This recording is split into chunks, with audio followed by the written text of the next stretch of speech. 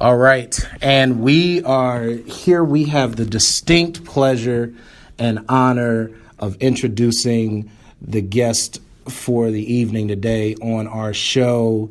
He is the mayor of our great city, Mayor Frank Jackson. Welcome to the program. How are you doing, sir? I'm doing good. Thanks for having me. All right. First of all, thank you for spending some time with us. We really appreciate it. Now, I know we're going to get right into it. You've heard this said a bunch of times that, it's unprecedented for a mayor of Cleveland to be running for a fourth term. So why are you running for that fourth term? Well, it's because the work is not completed. We're in a position of having a good and a bright future for Cleveland and the people of the city of Cleveland, but the work is not done. We positioned our education system for that good and bright future. We position our economy for that good and bright future. We have positioned through the consent decree, the relationship between the police and the community is well positioned, and we want to ensure that gets institutionalized into this good and bright future. So the work is not done. And in all of these things that we've done, and getting us to the point of having this opportunity for a good and bright future, it didn't happen by accident. It took work. It took a lot of work to move it to the position that we're in now, and so I just needed to get over that hump, so to speak. You're pushing that ball up the hill, and if you slip or something happens, it rolls down much faster than you can get it up, and it'll roll over you.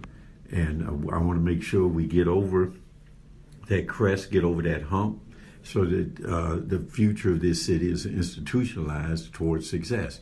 Is in education, is in public safety, is in economic development, not just in terms of jobs, but in wealth creation, all these kind of things that we need in order for this to be a great city. All right, so let's touch on one of the issues that a lot of people have been talking about, and that is crime. I've heard you speak about this before, and I would like to kind of expand on that, where you said that it's, there's two different things that need to be addressed when it comes to crime, that you also have to address the symptoms of it as well. So can you just expand on how do you address the right now issue of the crime in the street, as well as the symptoms of it?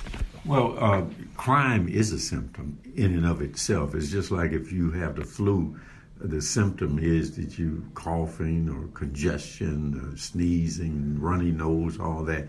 And what happens many times is people, in order to be functional, because you can't go to work with the flu, so in order to be functional, people take cold medicine, and so they can go to work. Well, law enforcement is that part of it. It is how you deal with the immediacy of the issue that you have, the illness that you have. And that illness, it has manifested itself in a form of crime.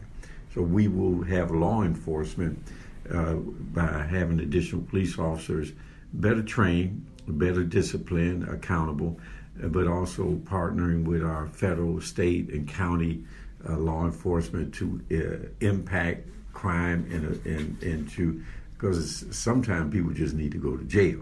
Right. It's just the way it is. But at the same time, since it's a symptom, there's this underlying illness that we have to address, and that is around people and the disparity and the lack of equity that is institutionalized in this nation, that results in people resorting to crime. And how do we deal with that? That's a longer term process. You can't give a cold medicine for that. You have to go into the core and deal with what causes this illness, what causes this. And that is when we focus on our educational system, to better educate our children, to give them an opportunity in life, not only in terms of being qualified for jobs and having career opportunities, but also being able to make good life decisions for themselves. That is an educational process that's just not something in the academic world where you teach inside a building, that's about life itself, and that should happen from community, whether it's through church, whether it's through family, whether it's through community, the basics of what really helps to shape an individual. This next thing we have to do is to ensure that everyone has an opportunity to earn a living. To earn a living so they can take care of themselves, their family, and that's through jobs. And we've been working on that by creating the jobs and retaining jobs, but also ensuring that those jobs, many of those jobs go to Clevelanders. But ultimately, we have to get out of this notion that somebody should be taking care of ours. We have to get out of this notion that for some reason another man is obligated to take care of our children. That's not the way it should be. A man's responsibility is to take care of his own. And if he takes care of someone else's, then that's pure charity. And we should get out of the charitable mode. That means we have to create wealth of our own. We have to own something. I'm old enough to remember the tail end of segregation when we did own stores. We did own the delivery of goods and services. We did own restaurants, barbershops, beautician shops. We owned nightclubs, hotels, hospitals, all these kind of things. And then we weren't going around begging other people to employ our children or employ our young men and women. We were able to do it ourselves. So that is part of that empowerment. Is through economic empowerment, that's wealth, career and job opportunity, but mainly wealth, education, so that we can have the skill set to do what we want to do, but also the common sense to make the right decision. And then we have to be able to have political empowerment by having people in place and participating so that they protect our interests. Right now, we depend on other people to make the right decisions for us, and that's foolish. People aren't going to, if you rely on other people to make good decisions for you, then you're foolish. It's not going to happen. It only happens if you make it happen. And that means that you have to have educational base, again, academic and common sense, economic base in jobs, careers, and wealth, and political empowerment, because wealth will always invest in politics to protect its interests. And we need to be able to have political empowerment in order to protect our interests as policies are made and decisions are made in Washington, in Columbus, and even here in the city of Cleveland. All right, we're talking with Mayor Frank Jackson. One of the other things that we've heard a lot about is the neighborhoods and the struggles that's been going on in the neighborhoods. And a lot of people have said that it's, they've almost painted it like it's a zero-sum game, that if downtown and University Circle and other neighborhoods are thriving, that somehow means that the other neighborhoods aren't. But we do know that there are some neighborhoods that are lagging in the city. So what can be done to bring those neighborhoods so that those neighborhoods can have the same prosperity as some of the others? Well, now remember the context that I just described, and you're right that there is this conversation out there, but this is one city.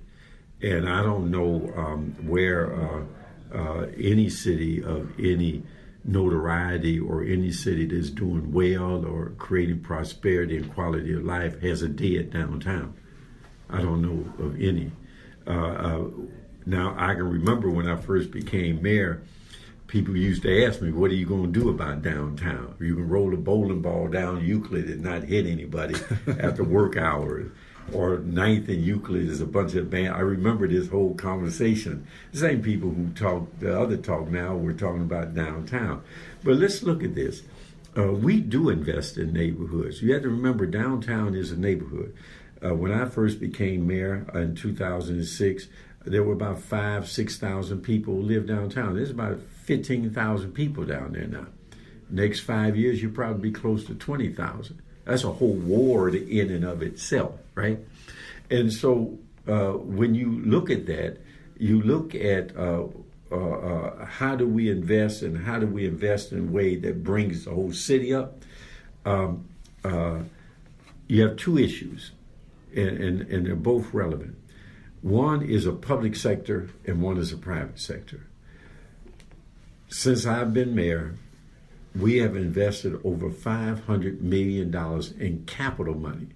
Those are the kind of things: parks, playgrounds, recreation centers, roads, bridges, public buildings, those kind of things. And not over 90% of that has been invested outside of downtown. So as a public sector, we have made investments all over the city based on where those needs are. In some areas, they don't need demolition money. Other areas, they do. Some areas, they don't need as much road and street money. Some areas, they do. You see some areas have they need more investment in the parks and the playgrounds than in other areas. You see, so we, based on what those needs are, we invest, and over 90% of that has been outside of downtown. The question becomes, where does the private sector invest their money? And when people had this conversation with me about downtown versus neighborhood, I always say, well, I'm gonna give you $1 million. Let's say, friend, you got $1 million. Where would you invest your money as a entrepreneur who is looking to make a profit? You know where every one of them would tell me? Downtown. They tell me down. I said, why would you invest downtown? I said, well, hey, look, if I invest over here, I ain't gonna make no money, or I can't make as much money. So the issue becomes a factor of where does the private sector invest, and people are absolutely right. There's an inequity and a disparity in terms of where the private sector invests because they invest where they believe they can make a profit and the most return on the dollar. Downtown is the biggest return they can get. If they go into neighborhoods that are doing well, like Larchmere, Shaker, Little Italy, Detroit Shoreway, Tremont, Ohio City, neighborhoods like that, and they invest a private dollar there, then they'll get a return, not as much as downtown, but they'll get a pretty good return on their dollars. If you go in areas like Glenville and places like that, they won't invest at all because they'll tell you they will get no return on their private investment. So what we've done is that I've set up a $65 million fund. And this $65 million fund, 25 from the city and 40 from the banks. And what it's designed to do is underwrite the risk of private investment. It's the same thing that we do in neighborhoods that are doing well, the same thing we do in the downtown neighborhood. The difference is a different kind of tool because it's a different dynamic.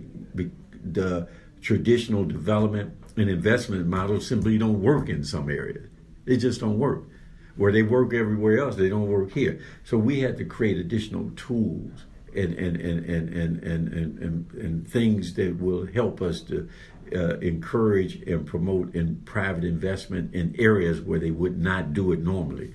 And that's what this $65 million is for. Now, the final thing on that, if there was a study done, now we invested the epicenter of this $65 million, 105 in Superior. And it grows out from there. And it covers Buckeye, Woodland, and parts of Fairfax, and the Clark metro area on the west side, right? And so what we've done is that in doing this, when we did the study, those areas that are doing well, where you have public and private investment and they're doing well, those are not areas that make anything. Those are consumer areas, and what people are doing is consuming a lifestyle. You go to these neighborhoods, they want to go to a restaurant, they want to go to a little club, they want to go to artsy kind of thing, this boutique or whatever that is, so they're consuming this lifestyle. They want to live there, they want to walk, they want to ride their bikes, they want to do this stuff, but they don't make anything. The areas that are the most distressed areas where we put in the $65 million are the areas where the greatest opportunity for growth and prosperity and the insurance of the future of the city of Cleveland is. we call them production neighborhoods. They will actually produce things. Why? Because you have an opportunity in these areas to rebuild, and the land and the property is cheap. It got great access to public transportation, access to highways, access to major institutions, whether it's the museums or up in hospitals or universities. All that's on the east side. All of that, all of that stuff. And so that is our greatest opportunity. Cleveland's future lies in our ability to develop and to make prosperous the most distressed areas of this city. Our failure to do that, all of the other things, whether they be downtown or in those neighborhoods that are doing well or university circle, all that will come to an end. It's life, shelf life, and will be very short, and their prosperity and it will not be sustainable.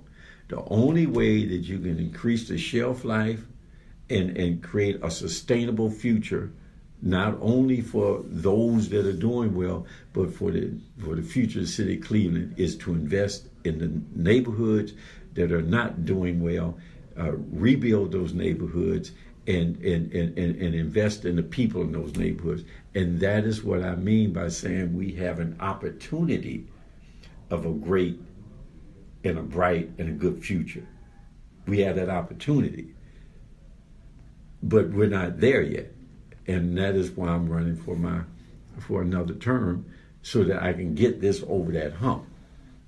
All right, we're talking with Mayor Frank Jackson, and we really appreciate you being generous with your time. So we're going to wrap up here. We've got a couple more questions. I'm going to pass it to Ms. Lavish. Okay. Excuse me, I have a little bit of a cold, but... Oh, you got something going too. Yeah, right. So recently in the news, there was a young lady from Cleveland who was missing in Washington, D.C. A lot of speculations were that it was sex trafficking. I don't think anyone fully knows. But that kind of stemmed me to research into sex trafficking. Right. And I've noticed that it's going on a lot within the city of Cleveland. I've heard that, like the RTA are main hubs, like the rapid stations and things like that. So what are your plans to try to possibly cut down on the human trafficking that's going on in our city? Well, human trafficking is just not a city Cleveland. It's an international business. Mm-hmm. You have to understand that human trafficking it has no borders. It's an international business. Misery is big business. It's no different than drugs. Mm-hmm. There's billions of dollars in people's misery, and people live large off the suffering of others, and human trafficking is part of that. And it's not just young women, it's young boys, is everything, and so what we do, we work with our federal agencies and that have connections with international agencies around this whole, whether it's the Interpol and all these other international law enforcement agents who work on this human trafficking issue. So we work with them. With our police department on identifying where that may be occurring, and we do what we need to do there. The other thing is education, and having we bring in people, not we the city, but different organizations in the city who have human trafficking as part of their agenda in terms of wiping it out.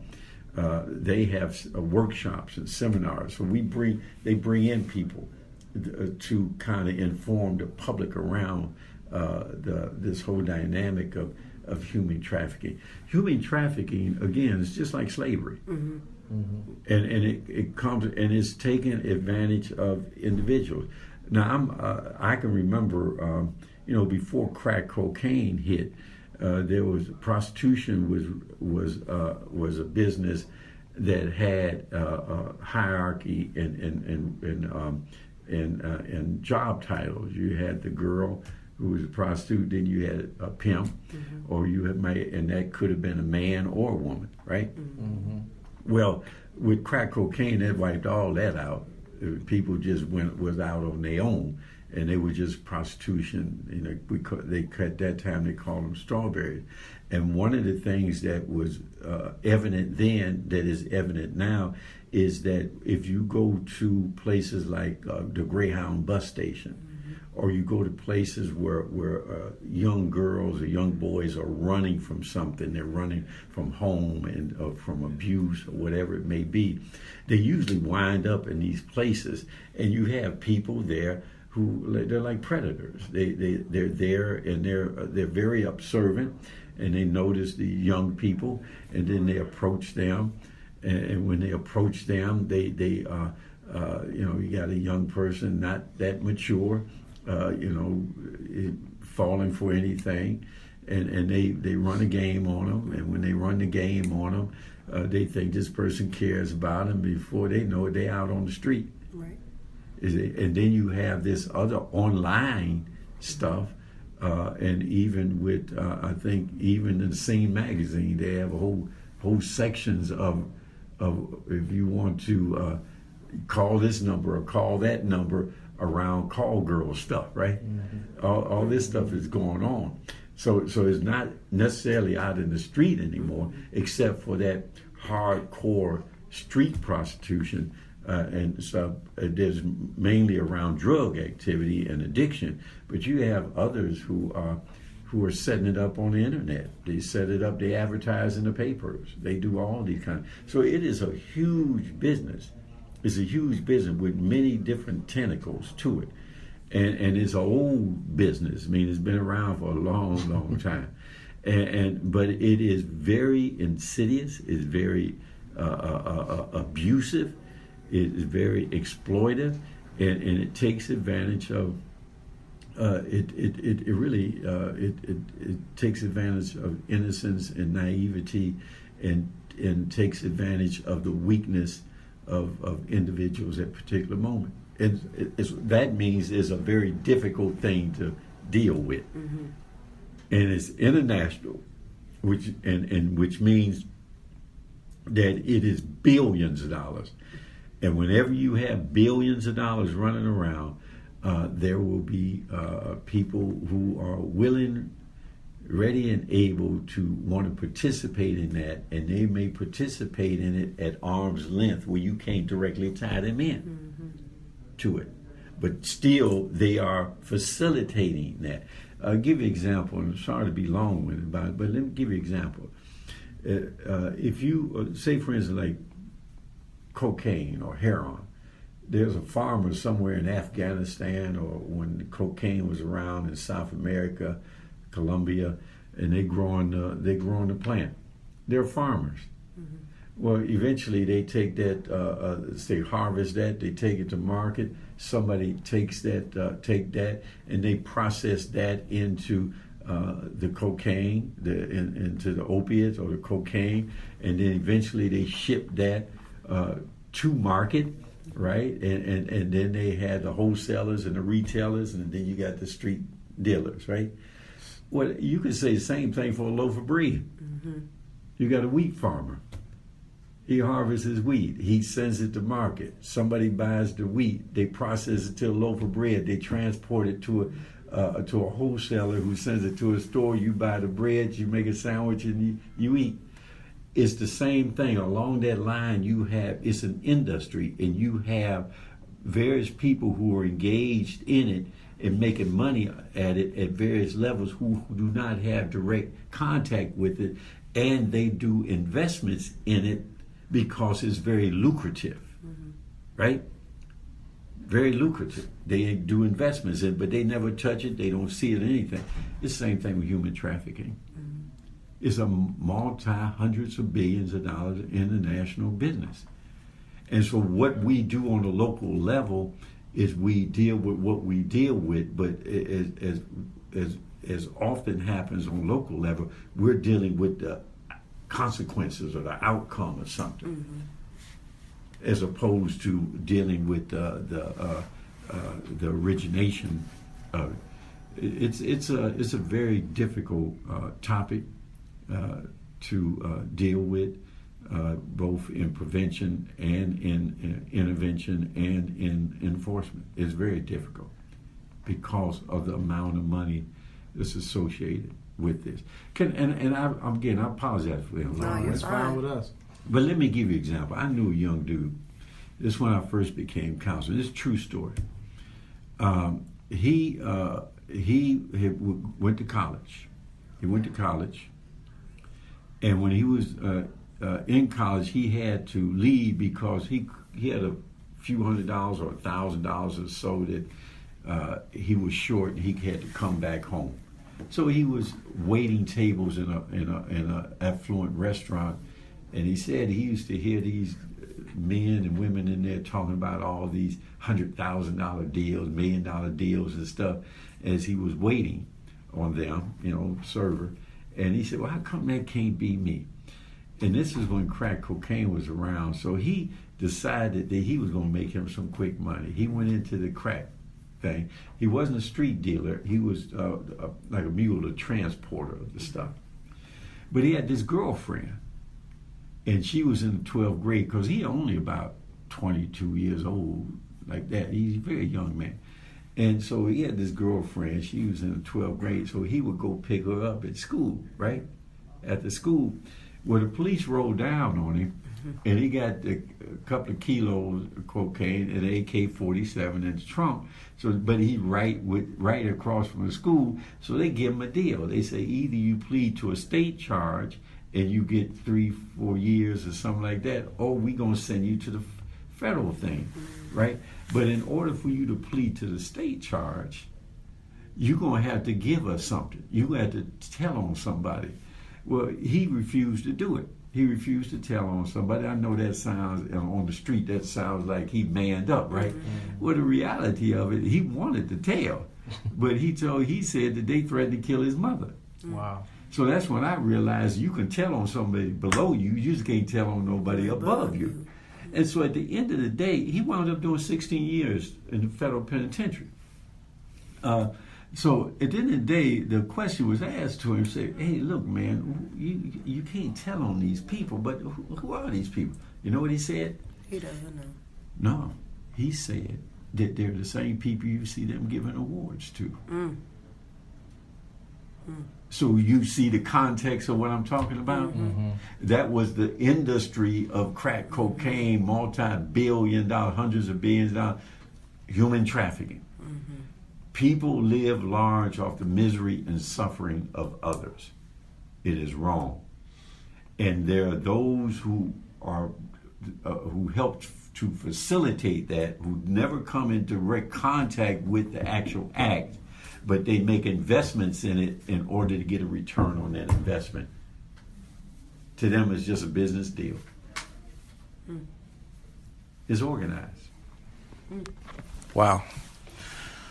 So, to switch gears a little bit, I know there isn't much that you can say about this, but I have to ask you, the Amazon deal, where, yes, everybody is excited about it. Mm-hmm. I'm excited about it. I think we have a really good shot at getting it. So tell our listeners what you can tell them about that. As you know, I got criticized quite a bit for not giving the details, right? Well, that's suicide.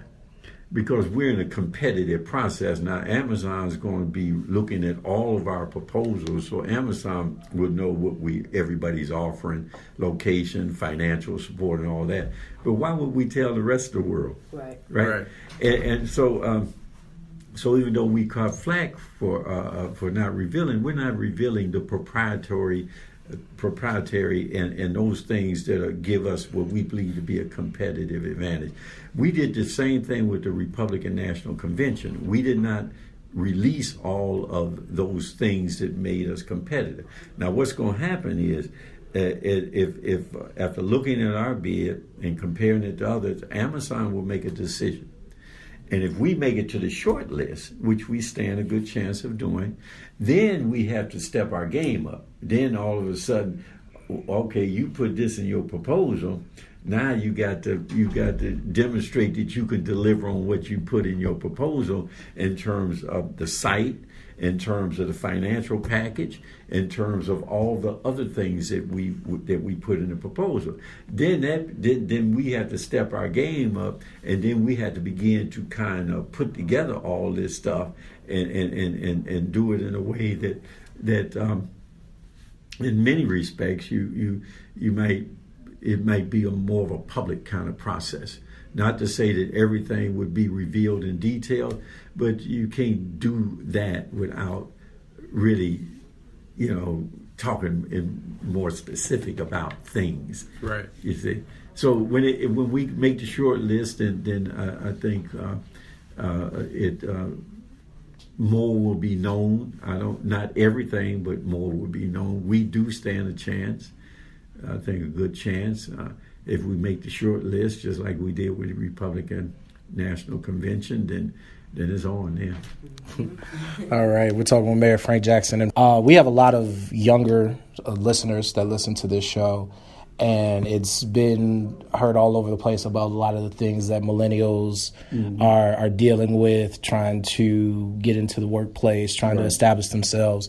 So what advice would you give to younger people in their 20s, early 30s, as to how to navigate the world in which we live right now? Don't be so naive and put the work in. People are not, look, this is the real world. And nobody gives you anything of significance, of power and wealth. They're not giving you that. They're not going to give it to you because you got a degree or because you have great ideals. The world is full of degrees and great ideals. It means nothing. If you're going to actually be able to fulfill what your ambitions are, you're going to have to put the work in and not be naive about this. Like I say, nobody leaves wealth and power and influence on the table and say, oh, look, we're going to be equitable about this. We're going to share this because you've done, you've gotten this degree or you have these bright ideals. No, that doesn't happen in this world. What happens in this world, if you want to have these things, you have to position yourself to be able to take these things. You have to position yourself to be able to allow these things to come your way or luck to fall your way or decisions to be made your way. And that comes from work. Putting the work in, creating relationships, doing all those things. And even with that, you're not assured. Now, the thing about, I would say the advantage that poor people, particularly minority and minorities, particularly black people have, is that we're used to that. We're used to hard times. We're used to having a struggle. We're used to jumping all the hoops and still not getting the prize. We're used to getting the degrees and still can't find a job. We're used to having a bright ideal and going to a financial institution and can't get the loan. So whenever we come out of that kind of stuff, we usually stronger in it because we had to go through so much to get to the same spot as somebody else that got to, right? So that's all I'm saying. So particularly again with poor people, minorities, particularly black people, don't get caught up in this whole concept because you have gotten the credentials or because you have the ideal that all of a sudden you can become the mayor, you can become a governor, you become the CEO of a corporation. No, it doesn't work like that. Nobody, you're such a smart young man and lady, and you have these credentials. That's a great ideal. Here, let me give you my job. and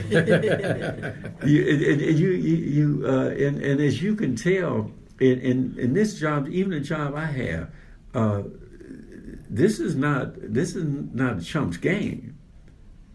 And you can get ate up pretty quick in this game, and so you have to develop that what you need to develop in order to be competitive. Now let me give you one more example. Say for instance that you wound up in the Olympics as a heavyweight fighter. Now it's obvious you got talent, or you wouldn't have got to the Olympics. Right. Now, then you get in the ring and you win the gold medal. You won the gold medal. You the heavyweight champion of the Olympics. You got the gold medal. Now, it is obvious that you got talent, right? Right.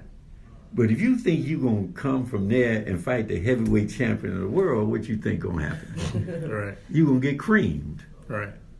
But if you get a good manager, and that good manager brings you along and they see your weakness, say, hey, look, you need a fight over here that can develop because you need to develop more skills in your defense over here or your offense, then that manager will bring you along and match you with fighters that will help you become more mature and more well-rounded and more experienced in your profession, right? Then eventually what's going to happen? Then you become a contender. Then you have an opportunity, not a right. You have an opportunity to fight for the heavyweight championship of the world. But that's work. Mm-hmm. That's work. You got to put work in. Nobody's entitled here. And what is happening is you have a lot of young, very intelligent, very bright people. And there's so many of them. Their competition in these areas are real keen and intense because there's so many, right? Well, you can't even get to you can't win the game unless you get in the game. Right. Mm-hmm. So you have to get in it. You have to put your work in, get the experience, develop the maturity, get well-rounded, and that takes time. It's not going to happen overnight, but if you put the work in and you do what you need to do, and you never forget where you come from or how you got to where you are, then you'll do well. You'll do well. And what I find is that as people are doing that, they may think that, this is where I want to be, but as they get involved and they begin to get the experience, they begin to get the positives and the negatives of that experience, they say, you know what, I thought I wanted to do this, but I'm really good at this. This is what I really want to do. There may be people who say they want to be a mayor or they want to be a broadcaster, right? And that's where they start off. But as they get involved, as a mayor, they said, no, I wouldn't want to be the front person, but I really like that the communication side, or I really like the strategy side. Mm-hmm. And in broadcasting, they say, well, I thought I wanted to be the personality, but what I really like is the technician side. I like that. Mm-hmm. And they find their spot. They find, where they should be and where they're comfortable. So that's why I tell young millennials, put the work in. Don't feel entitled. You've done a lot, and you have credentials, and people should recognize that and give you credit for that. But that doesn't mean that people owe you stuff. This world does not and will not give you something, and there's very few people who have that kind of privilege in the world, and most of us don't. Mm-hmm. Most of us have to take what we wind up getting. We have to earn it. Absolutely. People have a perception of the mayor, and the perception could be close to reality, or completely false. So, and I always tell people, if you didn't hear me say it, I didn't say it. Yes, if you didn't see me do it, I didn't do it. If you want to know if I said it, then just ask, and I'll tell you if I did, tell you why. But let me tell you about me. I stay on 38th and Central. 38th and Central. My family's been there since 1960. And, I went to Central Junior High. I would have went to East Tech, but I took a trade machine shop, so I went to Max Hayes. And I graduated from Max Hayes. And I didn't do too well in school. I was almost 20 years old when I graduated. Almost 20 years old. Now, I knew I had to graduate. I knew I would have an IEP. Mm-hmm. I would have an IEP, right? So I knew I had to graduate because my parents, one I think had like an 8th grade education and another one did, so they valued education. So even though I wasn't doing well, I knew I was going to finish. So I finished, and then I was so old in high school that they drafted me to go into the Army. And I had to go tell them I was still in high school, so they let me go. But I graduated in June. October, I turned 20. By the end of October, I was in the Army. So I was in the Army. I did my tour. I went to Vietnam. I came back, and I went back to work at the factory. I was working as a machinist. Eventually, I left there, and I'm about that close to being homeless, because I wound up unemployed and all that. I'm running in the street. I'm doing all this other kind of stuff. Now I'm, on 38th and Central over on White Avenue off Superior. That's my hangouts. I'm doing whatever I'm doing, and so, but when I got to be about 27 years old, for whatever reason, that's a story in and of itself. I had met my wife, we lived together, and then I got married. So now I got a different mindset. I got responsibilities now. So I say, now I want to learn something. I actually want to learn something. Community College Metro Campus was right down the street on 30th, right? So I walked down there, walked on the campus. Now, I didn't know the terminology, so when I saw somebody walking around, I asked them, where you go sign up? I didn't know about enrollment. I said, where do you go sign up? They sent me to this building. I went to the building, administration building, asked them the same thing. I filled out all the paperwork. I did what they told me to do. I took tests, and I wound up in remedial. I couldn't take college courses because I just couldn't do it. I could read and write, but not at a level to do college. I tell people I would start a sentence or paragraph and ended it wherever I wanted to end the doggone thing, right? Urbanic kind of stuff, right? I wrote like I spoke. Well, it was, but what they taught me in the remedial stuff was how to structure a paper. The introductory, the body of proof, the conclusion, how to structure it, and how to use proper English, proper language in order to make my point, right? So I learned how to do that. And then the other thing I had to learn was comprehension, because even though the books were in English, I didn't know what they were talking about. I did not have a clue as to what they were talking about. So I'm trying to figure this stuff out. And what I had to do when I learned how to do was interpret their English into the English that I understood. And once I did that, I knew that stuff. Now, 1 and 1 is 2, chemistry, formula is that. I just memorized that. But all this other stuff, I had to learn how to translate it into my form of English. So now I know how to translate it so I can comprehend, and I know how to write it. So I can understand the language, I can write the language, and I can read the language. I still don't speak it that well, but I get my point across, right? So here it is. I'm down there. I didn't know what a degree was. So I began to take. I realized that in taking these courses, that I could get a degree, an associate's degree, and I went to a counselor to make sure I took the right courses. I got the associate's degree. Then I realized that I get transferred to Cleveland State if I took the right. Went to the counselor. I got a bachelor's degree. And then I wound up with a master's degree. And then my wife had graduated from college around the same time I did. She had a form to fill out for law school. She decided against it. And I said, well, let me fill it out. I filled it out, and I wound up in law school. All right? And so now I'm a lawyer, see? Now, but my point to you is that I've come through this struggle. It is pure determination and persistency and things like that. That's why I say to young people, you just can't give up at because of a roadblock. I mean, that's what we do. Hard times and challenges is what we have. The only question is how you deal with them. So here it is. I wind up. I'm this lawyer, and eventually I wind up getting elected to council president, and then mayor. But One of the reasons I always believe in affirmative action, civil rights stuff that's completely gone now, by the way, is that I would have never gotten in law school because I took the law test, didn't score well enough, but didn't score completely bad, but didn't score well enough to get admitted.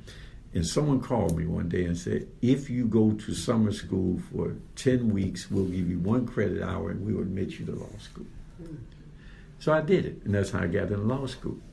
So what I'm saying to you is that I'm not mayor because I deserve to be mayor. Right. I'm not mayor because I'm that smart. I'm not.